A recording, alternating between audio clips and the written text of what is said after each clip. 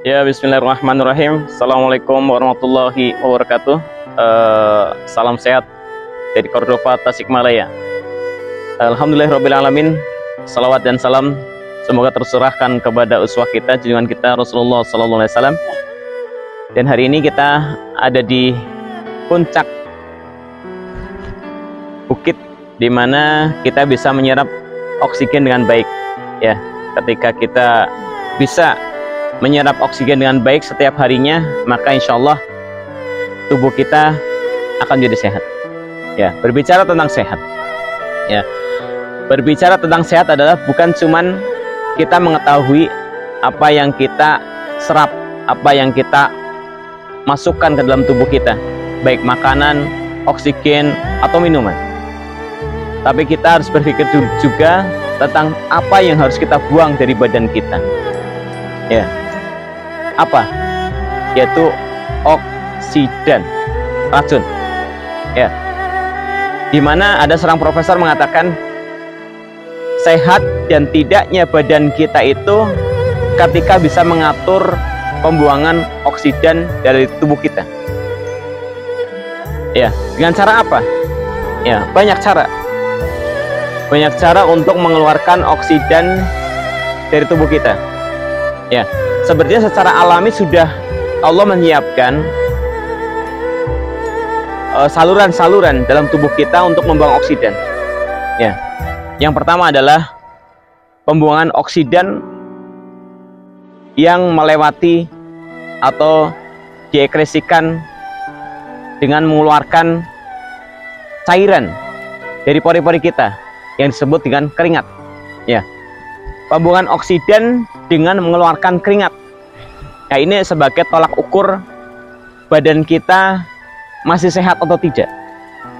Karena pembuangan yang paling ringan oksidan dari tubuh kita ketika sudah menumpuk adalah dengan berkeringat.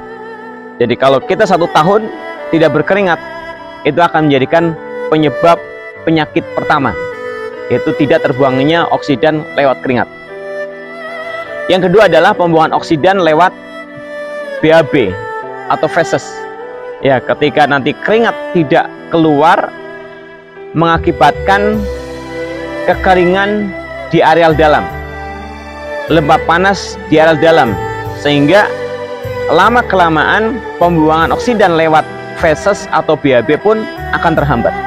Dan ini menjadikan sumber gangguan atau penyakit kedua ketika tidak dibuangnya oksidan lewat BAB kita. Dan yang berikutnya adalah apa? Dibuang lewat air kencing kita. Ya, air kencing kita. Dimana ketika air kencing tidak keluar, maka akan terjadi pembengkakan atau yang disebut dengan edem atau edema. Dan itu juga akan menghalangi pembuangan oksidan berikutnya. Ketika cairan itu menumpuk dalam tubuh, akan mengganggu organ daripada organ pernafasan kita, atau yang kita sebut dengan organ respirasi. Nah, ini ketika yang 1, 2, dan 3 keringat, BAB, dan kencing nanti bermasalah, maka pembuangan oksidan yang paling vital adalah pembuangan oksidan lewat pernafasan. Ketika pernafasan sudah tidak bisa membuang oksidan lagi, maka penyakit itu akan lebih parah yang ada dalam tubuh kita. Dan juga pembuangan oksidan tidak secara alami, ada juga. Apa itu? Pembuangan oksidan dengan menggunakan teknik-teknik terapi. Misalnya, ketika keringat tidak keluar, maka dilakukan totok saraf. Itu keringat akan keluar. Ketika BAB tidak keluar, maka dilakukan diuretik menggunakan herbal. Ketika kencing tidak keluar, itu pun bisa dilakukan diuretik dengan herbal. Dan ketika nafas tidak keluar, ini yang jadi masalah. Yang jadi masalah, oksidan tidak akan terbuang. Dan ada teknik yang paling dianjurkan oleh Rasulullah SAW, khairu matadawaitum bihi jamah. Itu adalah teknik pembuangan oksidan yang paling dianjurkan Rasulullah, yaitu apa? Bekam.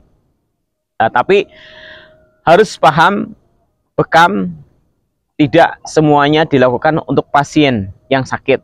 Karena bekam adalah membuang materi yang berlebih. Jadi ketika pasien kekurangan materi, tidak disarankan untuk berbekam. Jadi sehat atau tidaknya badan kita, perhatikan pembuangan oksidan dalam tubuh kita. Tadi sudah dijelaskan, perhatikan keringat kita, perhatikan BAB kita, perhatikan kencing kita, dan perhatikan nafas kita. Yang berikutnya lakukan sesuai sunnah Rasul, yaitu berbekam ketika badan kita sudah kelebihan oksidan. Barakallahu fiik.